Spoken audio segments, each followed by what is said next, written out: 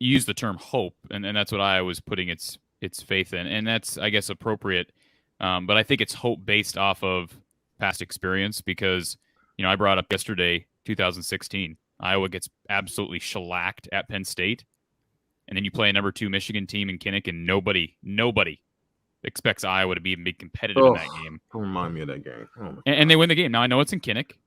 It's a night game. I get that has a huge that plays a huge role. Corey, Dez doesn't value that. Dez doesn't.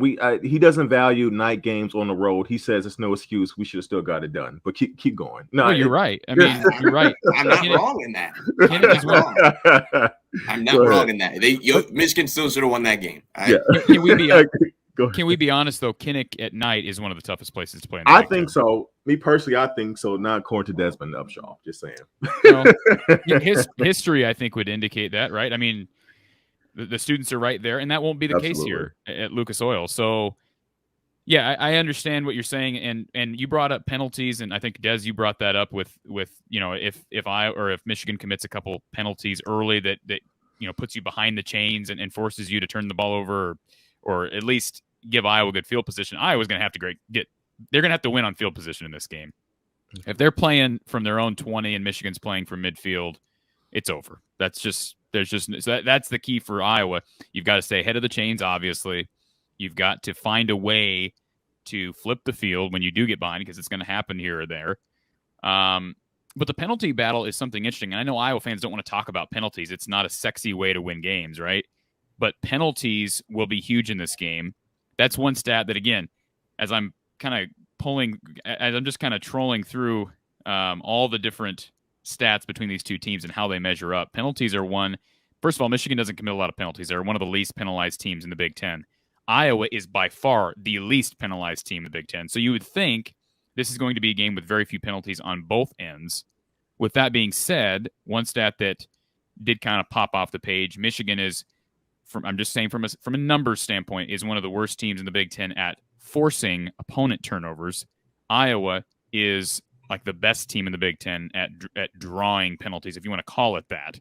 And I think there is such a thing as drawing penalties and forcing mistakes from a penalty standpoint. So maybe that comes into play, because you're absolutely right. If you get a team that's as run heavy as Michigan, and I know it can throw the ball, but if you can get a team that's as run heavy as Michigan is behind the chains, with it, whether it be a holding penalty or a chop block, whatever it may be, that puts Iowa in a position to make a play on 3rd and long. I'll tell you guys this right now. I'm complimenting Iowa's defense and improving against the rush throughout the season, especially as we've gotten here through November. But Iowa does not have, don't worry, Iowa doesn't have an A.J. Epinesa, a Drew Ott. They don't have a Chauncey Golston, or an Adrian Claiborne that's going to just beat your guy one-on-one. I have seen Zach Van Valkenburg start to evolve here as the seasons went on, but they just throw a lot of guys at you that are fresh. So on 3rd and long, I think you're going to see maybe a little bit more blitzing from Phil Parker. And speaking of blitzing, you brought up Don Brown. That's another interesting storyline with this game. That Iowa has not faced Michigan since Don Brown was relieved of his duties. So that will be interesting to see. It's a totally different how Iowa's offense matches up to this new defense and the schematics of this new defense. And again, sounds like they've got better. I mean, obviously they've got better horses up front than I think they have had.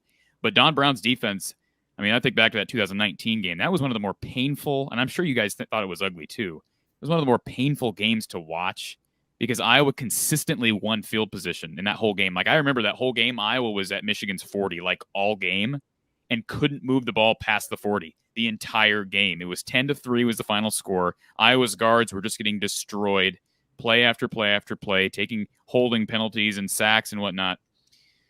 So it sounds like this is going to be a bit of a different challenge, not your typical, again, what Iowa's used to facing with Don Brown.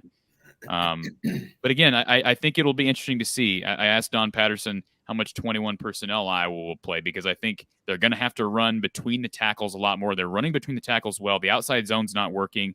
Do you really want to run outside zone against Michigan? Of all teams, if it's not working against the likes of Nebraska and Northwestern, do we really want to run it against Michigan? And the answer to that question is no. I mean, I get it's part of your offensive philosophy and the principles behind your rush game, but we got to almost, I don't want to say abandon the outside zone, but use it very, very sparingly, and figure out a way. That's why one guy that, if you want to look at a dark horse for Iowa's game, for Iowa's offense, that's Gavin Williams. He has emerged as a between the tackles runner. He's a guy who can bust through some people, and Iowa didn't have that early in the season with Kelly Martin and Goodson. So if Iowa can run 21 personnel with Gavin Williams up the middle, I think that's an opportunity for Iowa's run game to actually be successful. Now, I'm not predicting either guy gets 100 yards in this game, and I don't think they necessarily have to. I don't think either guy necessarily has to get 100 yards, but if you can at least, you're not going to beat Michigan on the ground. If Iowa beats Michigan on the ground, can we all say that Michigan may be in some trouble?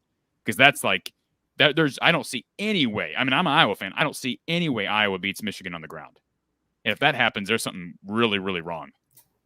Yeah, I would agree with that. Just because I think of Michigan's commitment to it, and Michigan can throw the ball. Like we've seen it with Cade, not in high rep games. Like we have overall, like we don't see him throw the ball 35 times in a game, but we've also seen last year Rutgers when he had a monster game. Like, so he's capable of doing it. But yeah, if it's something that Iowa outrushes Michigan, I think outside of like you had mentioned some turnover, like Michigan getting a couple pick sixes, like I think Michigan's going to be in trouble either way if that happens. You'd mentioned something earlier that I just thought was interesting, that you said that Iowa's not going to sell out, for the run against Michigan. Yeah, We've yet to see any team really do it. Like even Michigan State, Michigan State didn't sell out. I disagree with that. I disagree. You would? They did more than any other team, I think. I think that's what, if anything, I think that's what opened up the passing game so much with Cade early, was that I think Michigan State knew how vulnerable they were in the passing game. So they figured out, look, our best case is to attack what Michigan does well. And if they expose our weakness, they expose our weakness. But they know that Michigan was more reluctant to flip to more of a pass first offense. So I think they did sell out. Now they weren't bringing 7-8 people, right? And that's what I was mainly okay. Yeah, they weren't doing that, but I think they were definitely, linebacker, safeties were definitely taking a first step forward than they were going backwards. I think they were anticipating run and reacting pass. I definitely believe they did that for sure.